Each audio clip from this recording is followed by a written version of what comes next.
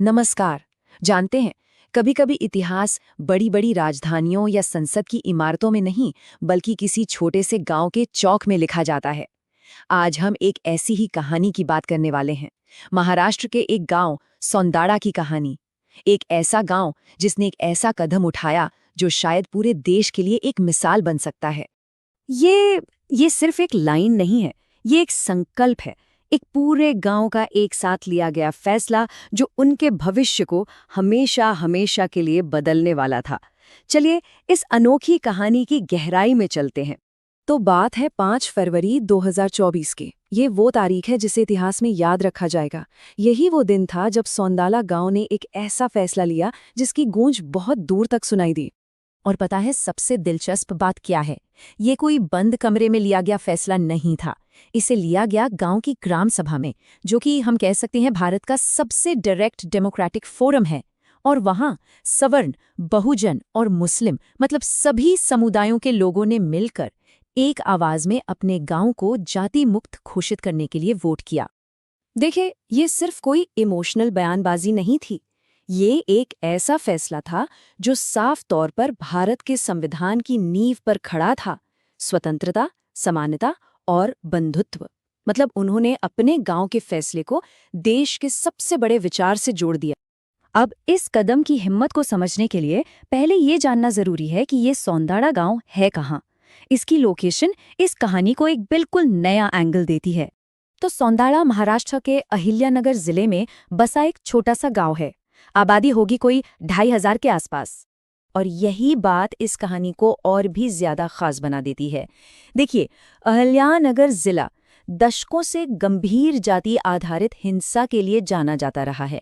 इतना कि उसे अत्याचार संभावित क्षेत्र या अट्रॉसिटी प्रोन एरिया भी कहा जाता है। ऐसे माहौल के बीच से निकलकर सौंदाला ने अपने लिए एक बिल्कुल नई उम्मीद से भरी पहचान बनाई है। लेकिन जाति मुक्त होने का असल मतलब है क्या? ये सिर्फ एक शब्द नहीं है। ये सदियों पुरानी एक सामाजिक व्यवस्था को जड़ से उखाड़ने की एक कोशिश है। जैसा कि हम जानते हैं, जाति व्यवस्था जन्म पर आधारित एक बहुत ही कठोर सामाजिक ढांचा है। ये लोगों को शुद्धता और अशुद्धता के आधार पर अलग अलग सीढ़ियों पर रखती है और सदियों तक यही तय करता आया है कि कौन किससे शादी करेगा, किसके साथ खाना खाएगा या कहाँ पूजा करेगा। भारत के संविधान के निर्माता डॉक्टर भीमराव अंबेडकर ने कहा था कि जाति सिर्फ काम का बंटवारा नहीं है, ये काम करने वालों का बंटवारा है। ये एक ऐसा सिस्टम है जो इंसानी एकता को तोड़ता है और लोकतंत्र की जो नैतिक नींव है यानी भाईचारा, उसे ही नकार देता है। सौंदाड़ा का ये कदम सीधे सीधे अंबेडकर के इन्हीं विचारों से प्रेरणा लेता है। तो इस प्रस्ताव का रोज की जिंदगी पर क्या असर पड़ा? इसने जाति से जुड़ी हर तरह की प्रथाओं, भेदभाव और छुआछूत पर रोक लगा दी।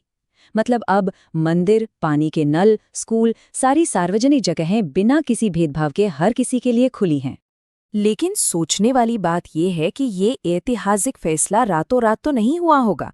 नहीं, ये असल में सालों से चल रहे प्रगतिशील कामों का नतीजा था।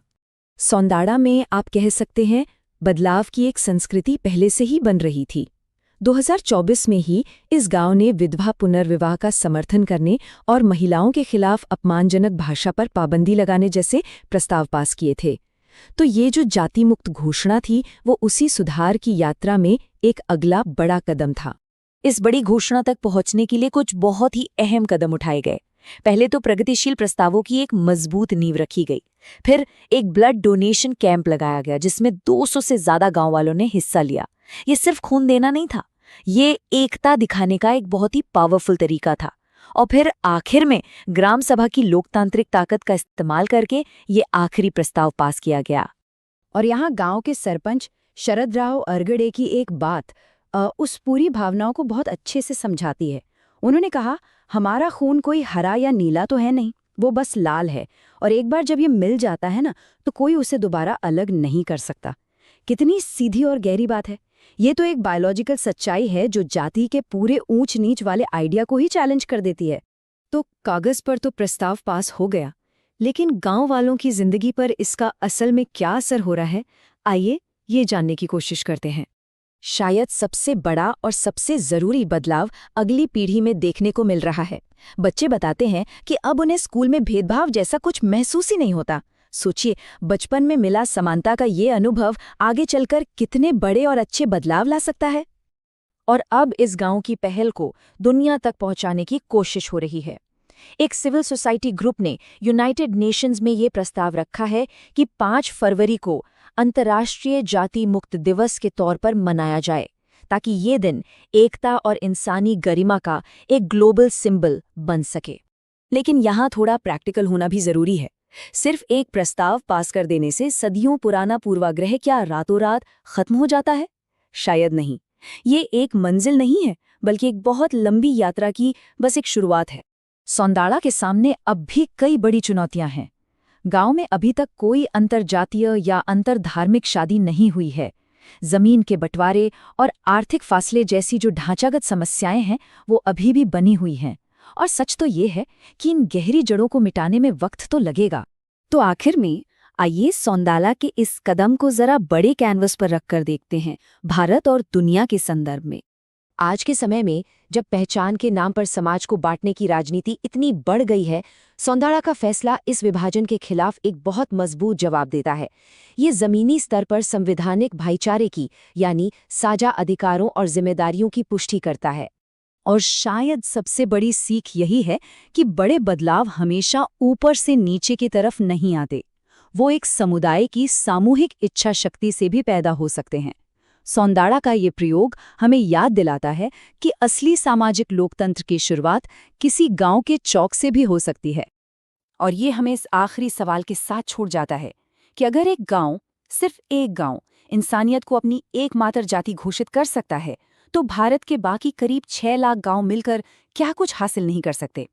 इस एक छोटे लेकिन बहुत गहरे कदम का असर कहाँ तक जाएगा, ये सोचना अभी